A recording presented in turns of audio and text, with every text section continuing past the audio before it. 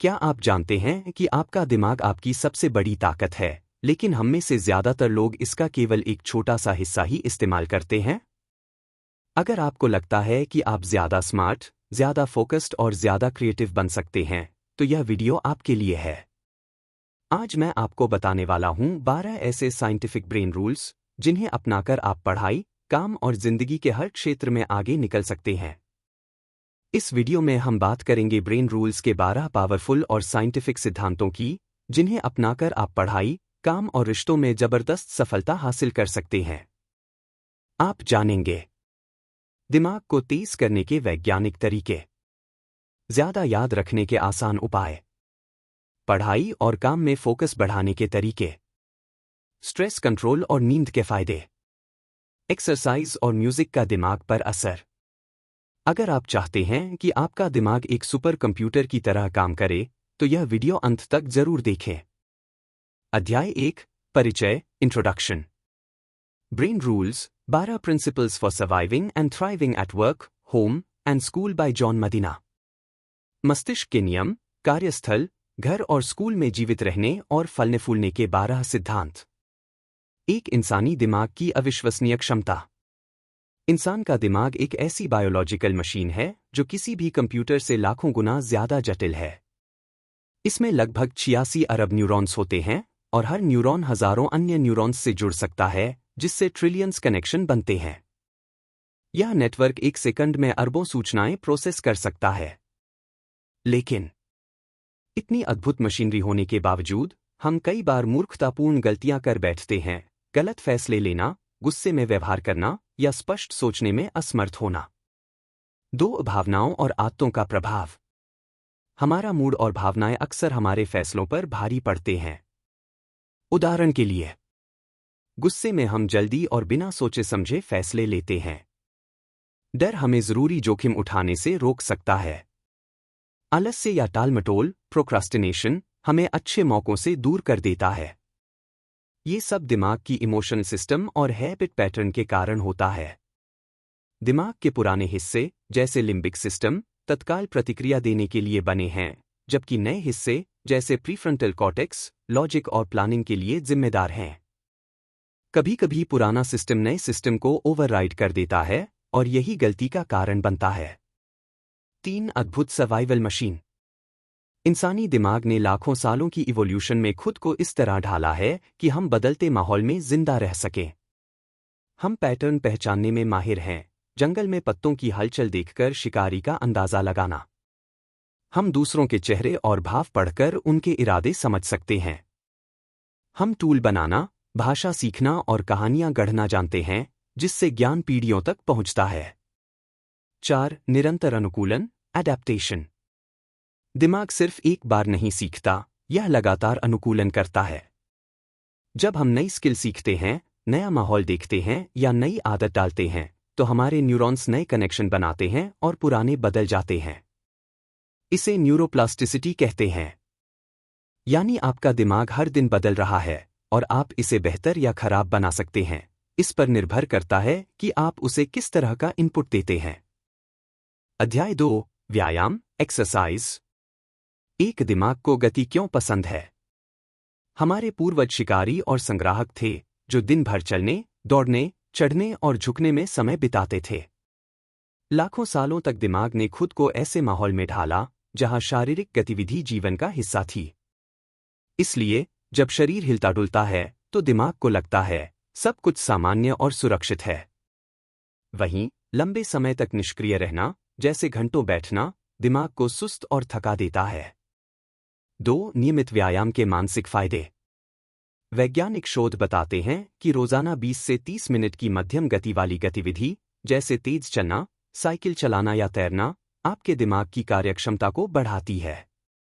फायदे: बेहतर याददाश्त, नई जानकारी को लंबे समय तक याद रखना आसान हो जाता है। तेज फोकस और ध्यान, दिमाग विचलित होने से बचता है। क्रिएटिविटी में वृद्धि, समस्याओं के नए समाधान जल्दी सूझते हैं। मूड में सुधार, डोपामिन और सेरोटोनिन जैसे फील गुड केमिकल्स बढ़ते हैं। 3 ऑक्सीजन और ब्लड फ्लो का रोल। व्यायाम के दौरान दिल की धड़कन तेज होती है, जिससे ब्लड सर्कुलेशन बढ़ता है। खून के साथ अधिक ऑक्सीजन और पोषक तत्व दिमाग तक पहुंचते हैं। ये ऑक्सीजन दिमाग में नई नसों, कैपिलरीज का निर्माण करती है और ब्रेन सेल्स के बीच कनेक्शन मजबूत करती है। इससे जानकारी का आदान प्रदान तेज और सटीक होता है। 4. नई नसों और रास्तों का निर्माण, न्यूरोजेनेसिस। पहले माना जाता था कि बड़े होने के बाद नए ब्रेन सेल्स नहीं बनते, लेकिन अब रिसर्च बताती है कि व्यायाम से हिप्पोकैम्पस, दिमाग का वो हिस्सा जो सीखने और याददाश्त के लिए जिम्मेदार है, में नए न्यूरॉन्स बन सकते हैं। यानी आप सचमुच अपना दिमाग शारीरिक रूप से अपग्रेड कर सकते हैं। 5. उम्र के साथ दिमाग को जवान रखना। रिसर्च से पता चला है कि जो लोग जिंदगी भर सक्रिय रहते हैं, उनका दिमाग उम्र के साथ भी तेज रहता है।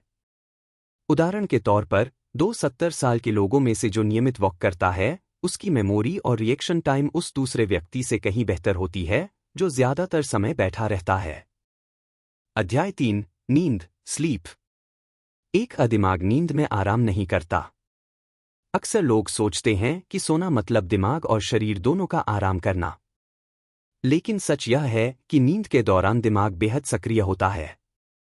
यह दिन भर इकट्ठा हुई जानकारी को व्यवस्थित करता है, अनावश्यक डेटा हटाता है और जरूरी डेटा को लंबी अवधि की यादों में बदलता है।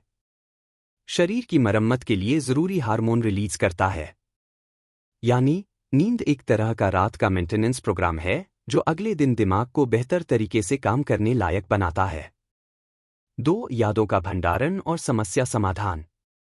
नींद के दौरान, विशेष रूप से डीप स्लिप और REM स्लिप में, दिमाग नई यादों को पुराने अनुभवों से जोड़ता है। आप जो भी सीखते हैं, उसे दिमाग रात को एक फाइल की तरह सेव करता है। सपनों के दौरान दिमाग कई बार क्रिएटिव कनेक्शन बनाता है, जिससे समस्याओं के नए समाधान मिलते हैं। इसलिए कई वैज्ञानिक और कलाकार मानते हैं कि सोने से पहले पढ़ना या सोच विचार करना नए आइडिया पाने में मदद करता है। 3. पावर नैप का कमाल। रिसर्च से पता चला है कि सिर्फ 20 से 30 मिनट की झपकी, पावर नैप, फोकस बढ़ाती है, मेमोरी को तेज करती है, मूड सुधारती है, थकान कम करती है। एक प्रयोग में जिन लोगों ने दोपहर में 26 मिनट सोया, उनकी प्रदर्शन क्षमता 34% तक बढ़ी और अलर्टनेस 50% तक सुधरी। 4. अलग अलग नींद पैटर्न। हर इंसान का क्रोनोटाइप अलग होता है, यानी नींद का प्राकृतिक समय। मॉर्निंग बर्ड्स सुबह जल्दी उठकर अच्छा काम करते हैं। नाइट आउल्स देर रात तक सक्रिय रहते हैं और देर से उठते हैं। यह पैटर्न जेनेटिक भी हो सकता है और इसे पूरी तरह बदलना मुश्किल होता है। इसलिए अपनी नींद के पैटर्न को समझकर काम करना ज्यादा बेहतर है, बजाय इसके कि खुद को जबरदस्ती बदलने की कोशिश करें। 5. नींद की कमी का असर। नींद कम होने पर दिमाग का रिएक्शन टाइम धीमा हो जाता है, गलत फैसले लेने की संभावना बढ़ जाती है, इमोशनल कंट्रोल कमजोर हो जाता है, इम्यून सिस्टम भी कमजोर पड़ने लगता है। लगातार नींद की कमी आपको मानसिक और शारीरिक दोनों स्तर पर कमजोर कर सकती है। अध्याय 4. तनाव, स्ट्रेस। एक तनाव, 2 धार वाली तलवार। तनाव, स्ट्रेस हमेशा बुरा नहीं होता। कम मात्रा में तनाव, स्ट्रेस, हमें प्रेरित करता है, सतर्क रखता है और लक्ष्य पूरा करने की ऊर्जा देता है। उदाहरण, परीक्षा से पहले हल्का तनाव आपको पढ़ने के लिए प्रेरित कर सकता है। अत्यधिक और लंबे समय का तनाव, क्रॉनिक स्ट्रेस, दिमाग और शरीर दोनों पर नकारात्मक असर डालता है। यह याददाश्त कमजोर कर सकता है, इम्यून सिस्टम को कमजोर कर सकता है और मानसिक स्वास्थ्य पर भारी पड़ सकता है। 2. तनाव का दिमाग पर असर। जब हम तनाव में होते हैं तो शरीर कॉर्टिसोल नामक हार्मोन रिलीज करता है।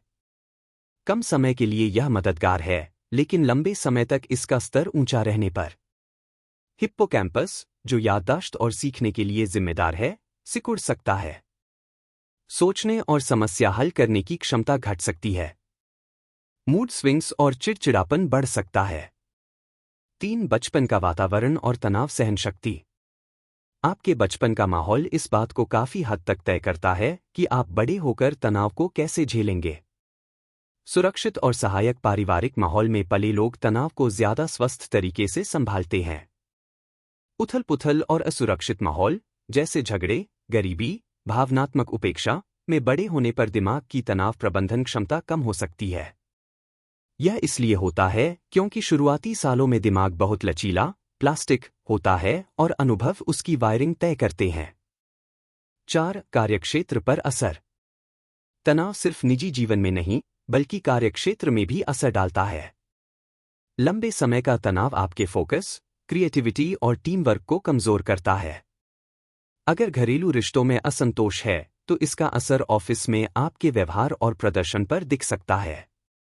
यानी, घर और ऑफिस का तनाव आपस में जुड़ा हुआ है, दोनों को अलग करना आसान नहीं।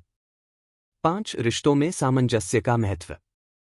अच्छे रिश्ते तनाव के खिलाफ ढाल का काम करते हैं। पार्टनर, परिवार या दोस्तों से भावनात्मक समर्थन मिलने पर तनाव का असर कम हो जाता है। रिसर्च कहती है कि मजबूत सामाजिक संबंध आपके जीवन की गुणवत्ता और लंबाई दोनों को बढ़ा सकते हैं।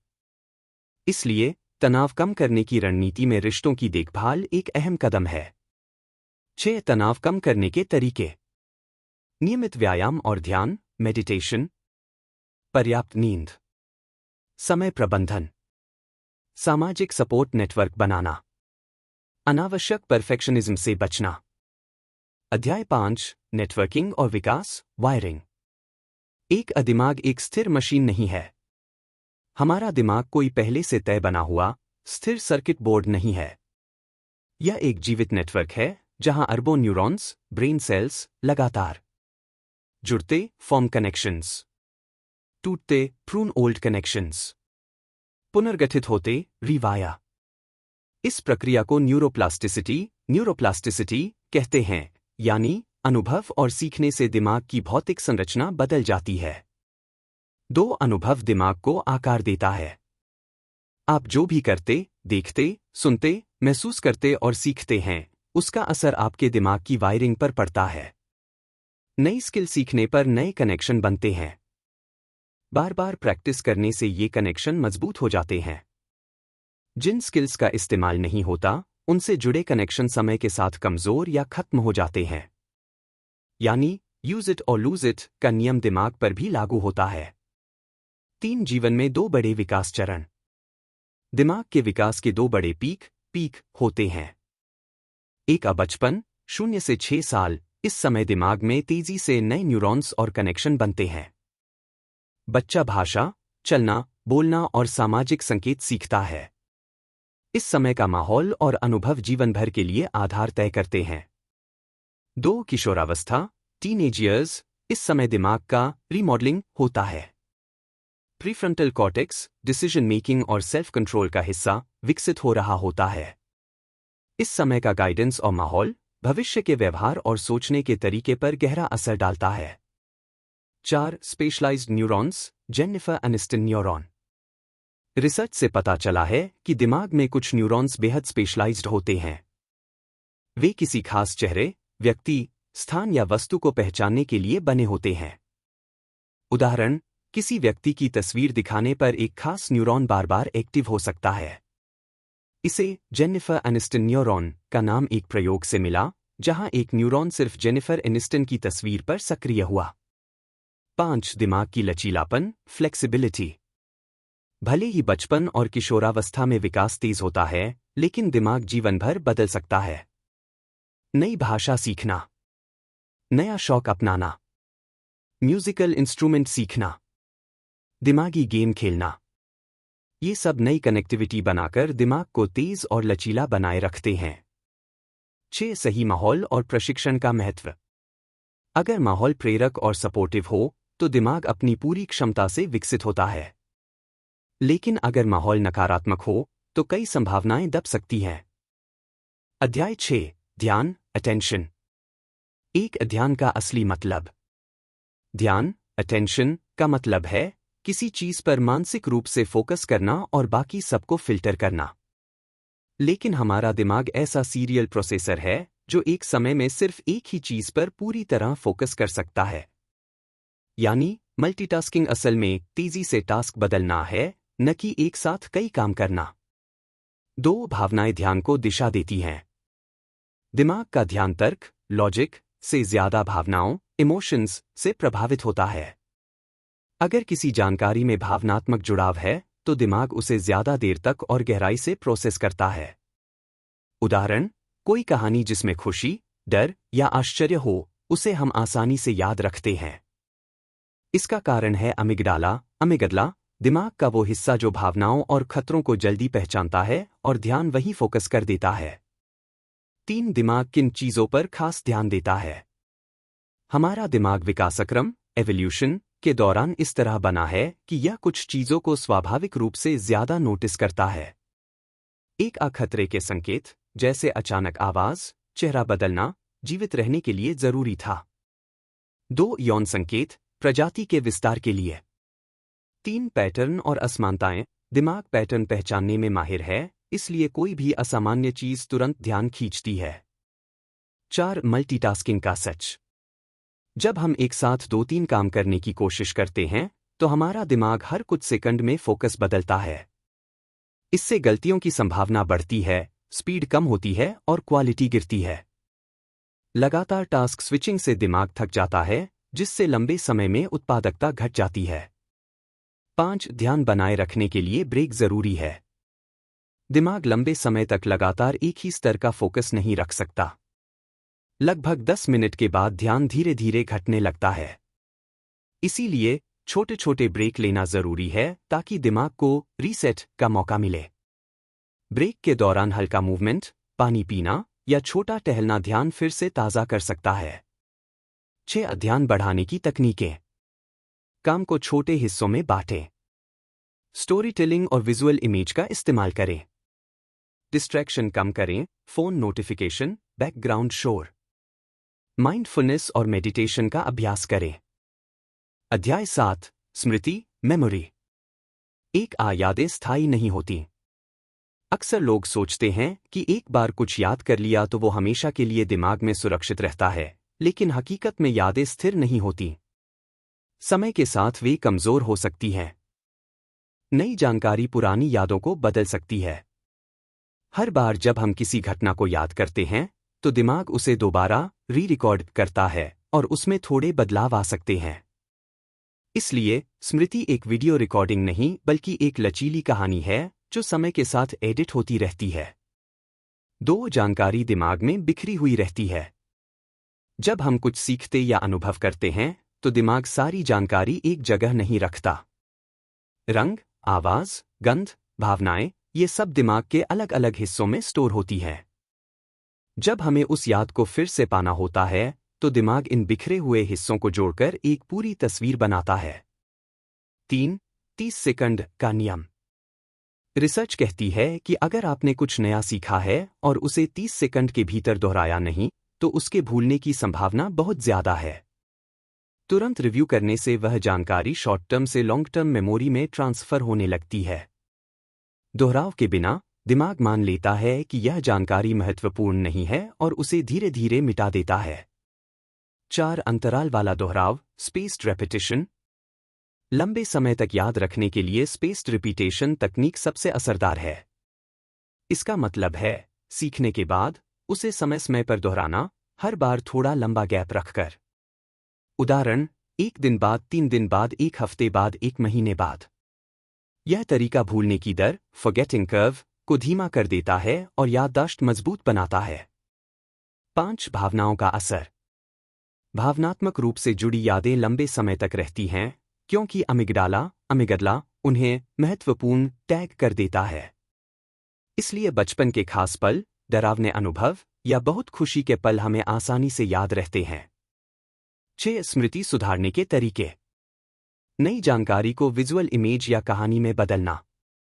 अलग अलग इंद्रियों, देखना, सुनना, छूना का इस्तेमाल करना।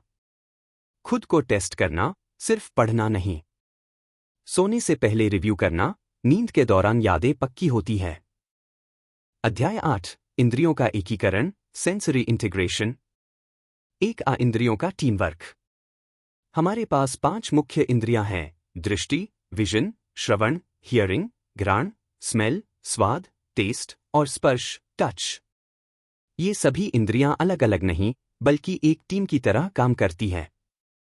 जब हम कोई अनुभव करते हैं, तो दिमाग इन सभी से आने वाली जानकारी को जोड़कर एक पूरी तस्वीर बनाता है। 2. मल्टीसेंसरी लर्निंग। जब सीखने के दौरान एक से अधिक इंद्रियों का उपयोग किया जाता है, तो सीखने का असर गहरा और लंबे समय तक रहता है। उदाहरण, अगर आप किसी फल के बारे में पढ़ते हैं, उसकी तस्वीर देखते हैं और उसकी खुशबू भी महसूस करते हैं, तो दिमाग उस जानकारी को बहुत मजबूती से याद रखेगा। स्कूल और ट्रेनिंग में यही वजह है कि विजुअल, ऑडियो और प्रैक्टिकल एक्टिविटी को साथ में इस्तेमाल किया जाता है। 3. गंध और यादों का गहरा रिश्ता। गंध, स्मेल का सीधा कनेक्शन लिम्बिक सिस्टम से है, जो भावनाओं और यादों को नियंत्रित करता है। यही वजह है कि बचपन की कोई खुशबू अचानक पुराने दिनों की याद दिला देती है। खुशबू एक तरह से मेमोरी ट्रिगर का काम करती है। 4. दृश्य और श्रवण संकेत का प्रभाव। दृश्य संकेत, विजुअल क्यूज, तस्वीरें, रंग, चार्ट और वीडियो दिमाग को जल्दी समझने और लंबे समय तक याद रखने में मदद करते हैं। श्रवण संकेत, ऑडियो क्यूज, आवाज, टोन और म्यूजिक जानकारी को एक खास रिद्म और इमोशन के साथ जोड़ देता है, जिससे वह यादगार बन जाता है। 5. इंद्रियों के टकराव, सेंसरी कॉन्फ्लिक्ट। कभी कभी हमारी इंद्रियां अलग अलग जानकारी देती हैं, इससे कंफ्यूजन या भ्रम, इल्यूजन पैदा हो सकता है। उदाहरण, अगर हम किसी फिल्म में कार का पीछा देखते हैं लेकिन असल में हमारी कुर्सी स्थिर है, तो दिमाग को थोड़ी देर के लिए लगता है कि हम भी हिल रहे हैं। 6. इंद्रियों के एकीकरण से सीखने को कैसे बेहतर बनाएं। पढ़ाई में विजुअल और ऑडियो का कॉम्बिनेशन इस्तेमाल करें। सीखते समय प्रैक्टिकल डेमो या मॉडल को छूकर समझें। महत्वपूर्ण जानकारी को रंग, ध्वनि या किसी खास गंध से जोड़ें। स्टोरी टेलिंग में भावनात्मक टोन और इमेजरी का इस्तेमाल करें। अध्याय 9. दृष्टि, विजन। एक दृष्टि सबसे प्रभावशाली इंद्रिय। हमारे आसपास की दुनिया को समझने में दृष्टि, विजन का सबसे बड़ा योगदान है। लगभग 50% से अधिक दिमाग का प्रोसेसिंग पावर किसी न किसी रूप में विजुअल जानकारी को समझने में लगता है। इंसान ने विकास, एवोल्यूशन के दौरान अपनी आंखों और विजुअल प्रोसेसिंग को इस तरह विकसित किया कि यह हमें खतरे पहचानने, भोजन ढूंढने और सामाजिक संकेत समझने में मदद करे। 2. दिमाग वही दिखाता है जो वह देखना चाहता है। हम मानते हैं कि आंखें कैमरे की तरह हर चीज को ज्यों का त्यों रिकॉर्ड करती हैं, लेकिन असल में ऐसा नहीं है। आंख सिर्फ डेटा इकट्ठा करती है, जबकि दिमाग उस डेटा की व्याख्या, इंटरप्रिटेशन करता है। यह व्याख्या हमारी भावनाओं, पिछले अनुभवों, मान्यताओं और उम्मीदों से प्रभावित होती है। नतीजा, हम कभी कभी वही देखते हैं जो हम देखना चाहते हैं, न कि जो असल में मौजूद है। 3. कल्पना से चीजें जोड़ना। दिमाग कई बार अधूरी तस्वीर को पूरा करने के लिए कल्पना से चीजें जोड़ देता है। उदाहरण, बादलों में चेहरा देखना, छाया में किसी इंसान का आभास होना, यह पैटर्न रिकॉग्निशन और फिल इन द ब्लैंक्स प्रक्रिया है। यह गुण हमें जल्दी निर्णय लेने में मदद करता है, लेकिन कभी कभी गलतफहमियां भी पैदा कर देता है। 4. विजुअल प्रेजेंटेशन में सटीकता की जरूरत। जब हम जानकारी को विजुअल फॉर्म में प्रस्तुत करते हैं, तो तस्वीरें और चार्ट स्पष्ट, क्लियर और सीधी, डायरेक्ट होनी चाहिए। अनावश्यक डेकोरेशन या जटिल ग्राफिक्स से बचना चाहिए, क्योंकि यह दिमाग को भटकाने का काम करता है। महत्वपूर्ण डेटा को कॉन्ट्रास्ट, कलर कोडिंग और सरल लेआउट से हाईलाइट करना चाहिए। 5. विजुअल मेमोरी की ताकत। रिसर्च के अनुसार, लोग टेक्स्ट की तुलना में विजुअल जानकारी को कहीं ज्यादा लंबे समय तक याद रखते हैं। इसलिए पढ़ाई, ट्रेनिंग और प्रस्तुतिकरण में तस्वीरें, वीडियो और डायग्राम का उपयोग बेहद असरदार है। 6. विजन को बेहतर तरीके से इस्तेमाल करने के टिप्स। पढ़ाई के दौरान टेक्स्ट के साथ इमेज शामिल करें। जटिल विषयों को डायग्राम या माइंड मैप में बदलें। रंगों का उपयोग मुख्य बिंदुओं को अलग दिखाने के लिए करें। विजुअल डेटा को कहानी के रूप में पेश करें, ताकि वह भावनात्मक रूप से जुड़ सके। अध्याय 10. संगीत, म्यूजिक। एक संगीत और दिमाग का रिश्ता। संगीत सिर्फ मनोरंजन नहीं है, यह दिमाग के कई हिस्सों को एक साथ सक्रिय करता है। जब हम संगीत सुनते हैं, तो auditory cortex, hearing centre, motor area, movement control, limbic system, emotions और प्रीफ्रंटल कॉर्टेक्स डिसीजन मेकिंग एक साथ सक्रिय होते हैं। इसका मतलब है कि संगीत सुनना एक फुल बॉडी ब्रेन वर्कआउट जैसा है। 2 भाषा और सुनने की क्षमता में सुधार। बच्चों में संगीत सीखने से भाषा पहचान, लैंग्वेज रिकॉग्निशन और सुनने की संवेदनशीलता बढ़ती है।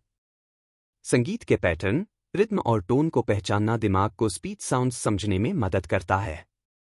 उदाहरण, जो बच्चे कोई वाद्य यंत्र इंस्ट्रूमेंट सीखते हैं, उनकी रीडिंग और लिसनिंग स्किल्स आम बच्चों से बेहतर होती है। 3 भावनाओं को समझने और सहानुभूति बढ़ाने में मदद। संगीत हमारी भावनाओं को सीधे प्रभावित करता है। कोई धुन हमें खुशी दे सकती है तो कोई और हमें उदास कर सकती है। यह इमोशनल इंटेलिजेंस और एम्पैथी को विकसित करने में मदद करता है, क्योंकि हम दूसरों की भावनाओं को बेहतर तरीके से महसूस कर पाते हैं। 4 संगीत चिकित्सा, म्यूजिक थेरेपी। संगीत का उपयोग थेरेपी में लंबे समय से हो रहा है, खासकर स्ट्रोक के बाद भाषा और मोटर स्किल्स की रिकवरी में, अल्जाइमर और डिमेंशिया मरीजों में पुरानी यादें जगाने में, डिप्रेशन, एंजाइटी और तनाव कम करने में, ऑटिज्म बच्चों में सामाजिक और संवाद क्षमता सुधारने में। 5 दिमाग पर संगीत का वैज्ञानिक असर।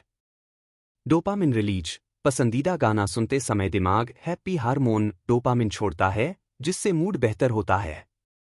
न्यूरोप्लास्टिसिटी। संगीत सुनने और बजाने से दिमाग के नए कनेक्शन बनते हैं, जिससे सीखने की क्षमता बढ़ती है। स्मृति ट्रिगर। खास गाने पुराने समय की यादें और भावनाएं वापस ला सकते हैं।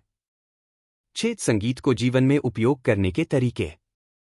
पढ़ाई या क्रिएटिव काम के दौरान हल्का इंस्ट्रूमेंटल म्यूजिक सुनें। ध्यान और मेडिटेशन के लिए धीमी और शांत धुनों का इस्तेमाल करें। अगर आप नई भाषा सीख रहे हैं तो उससे जुड़े गाने सुनें। परिवार और दोस्तों के साथ संगीत पर आधारित एक्टिविटी, गाना गाना, वाद्य यंत्र बजाना करें। अध्याय 11 लिंग भेद, जेंडर। एक पुरुष और महिला दिमाग में अंतर। वैज्ञानिक शोध से पता चलता है कि पुरुष और महिलाओं के दिमाग में संरचनात्मक, स्ट्रक्चरल और कार्यात्मक, फंक्शनल अंतर होते हैं। संरचनात्मक अंतर। महिलाओं के दिमाग का कॉर्पस कैलोसम, जो बाएं और दाएं हिस्से को जोड़ता है, अक्सर बड़ा और घना होता है, जिससे दोनों हिस्सों में बेहतर संवाद होता है। पुरुषों में कुछ क्षेत्रों में अमेगडला, भावनाओं और खतरे की पहचान का केंद्र, अपेक्षाकृत बड़ा हो सकता है। कार्यात्मक अंतर। महिलाएं भावनात्मक संकेतों और भाषा प्रोसेसिंग में अधिक दक्ष होती हैं। पुरुष आमतौर पर स्पेशल टास्क, जैसे नक्शा पढ़ना, 3D सोच में बेहतर प्रदर्शन करते हैं। 2 तनाव के समय सोचने का अंतर। पुरुष तनाव में रहते समय गिस्ट यानी सारांश और मुख्य विचारों पर ध्यान देते हैं। वे बड़ी तस्वीर, बिग पिक्चर देखने की कोशिश करते हैं, लेकिन कई बार छोटे छोटे विवरण अनदेखे कर देते हैं। महिलाएं तनाव में आने पर विवरण, डिटेल्स पर ज्यादा ध्यान देती हैं। वे छोटी छोटी बारीकियों को नोटिस करती हैं, जो समस्या के समाधान में अहम हो सकती हैं। 3 बचपन में दोस्ती के पैटर्न का अंतर। लड़के आमतौर पर समूह में खेलने को प्राथमिकता देते हैं, जहां प्रतियोगिता, कंपटीशन और चुनौतियां ज्यादा होती हैं। लड़कियां ज्यादातर करीबी और गहरी दोस्ती, क्लोज, इंटीमेट फ्रेंडशिप को महत्व देती हैं, जहां बातचीत और भावनात्मक जुड़ाव ज्यादा होता है। 4 व्यवहार और संचार शैली। पुरुषों की संचार शैली अक्सर डायरेक्ट और टास्क ओरिएंटेड होती है। महिलाओं की संचार शैली इमोशन ओरिएंटेड और रिलेशन बिल्डिंग पर केंद्रित होती है। यह अंतर कार्यस्थल, रिश्तों और टीम वर्क में अलग अलग परिणाम ला सकता है। 5 दिमागी रसायनों का प्रभाव। टेस्टोस्टेरोन पुरुषों में प्रतिस्पर्धी और जोखिम लेने वाला व्यवहार बढ़ा सकता है। एस्ट्रोजन और ऑक्सीटोसिन महिलाओं में सहानुभूति और जुड़ाव बढ़ाने में मदद करते हैं। 6 सीखने और काम में इसका उपयोग। टीम बनाते समय इन अंतरों को समझना सहयोग और परिणाम दोनों को बेहतर बना सकता है। शिक्षा और ट्रेनिंग में लड़कों और लड़कियों के अलग अलग मोटिवेशन फैक्टर्स का ध्यान रखना जरूरी है। अध्याय 12 खोज, एक्सप्लोरेशन। एक जन्मजात वैज्ञानिक। हर बच्चा जन्म से ही एक मिनी साइंटिस्ट होता है। वे लगातार अवलोकन, ऑब्जर्वेशन करते हैं, फिर प्रयोग, एक्सपेरिमेंट करके चीजों को परखते हैं। उदाहरण, एक बच्चा बार बार चम्मच गिराकर देखता है कि क्या वही नतीजा हर बार मिलता है। यह असल में वैज्ञानिक पद्धति का शुरुआती रूप है। 2. खोज की आक्रामक प्रवृत्ति।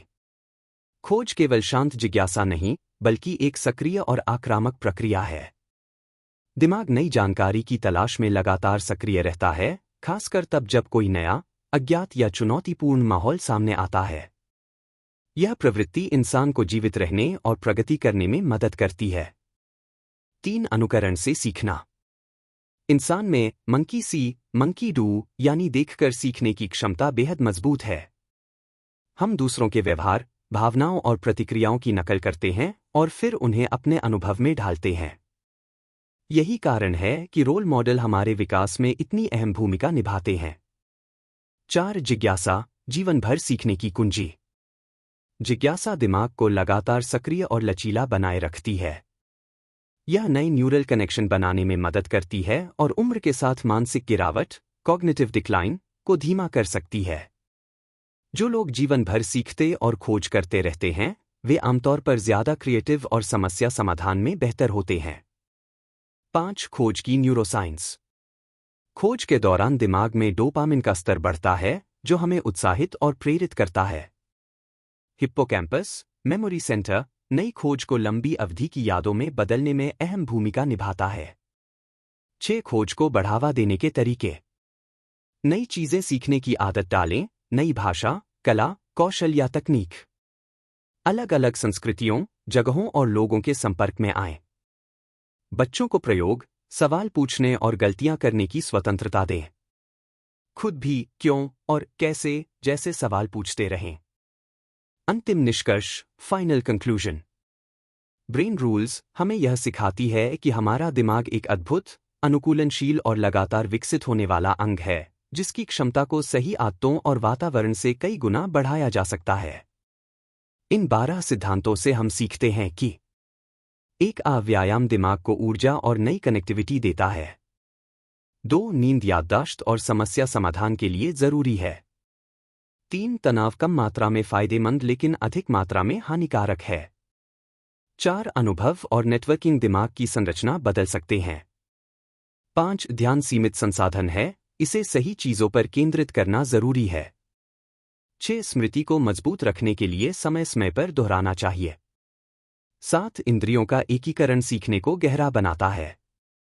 8. दृष्टि सबसे शक्तिशाली इंद्रिय है, लेकिन यह भ्रमित भी कर सकती है।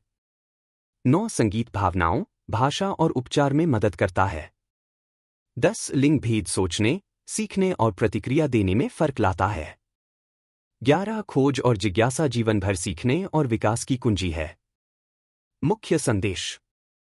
यदि हम इन सिद्धांतों को काम, पढ़ाई और निजी जीवन में अपनाएं, तो हम न सिर्फ बेहतर प्रदर्शन कर सकते हैं, बल्कि अपने मानसिक स्वास्थ्य और रचनात्मकता को भी लंबे समय तक बनाए रख सकते हैं। दिमाग को सही ईंधन, व्यायाम, नींद, पोषण, सही माहौल, कम तनाव, सकारात्मक रिश्ते और निरंतर चुनौती, नई चीजें सीखना, खोज करना दें, यही दीर्घकालिक सफलता की कुंजी है।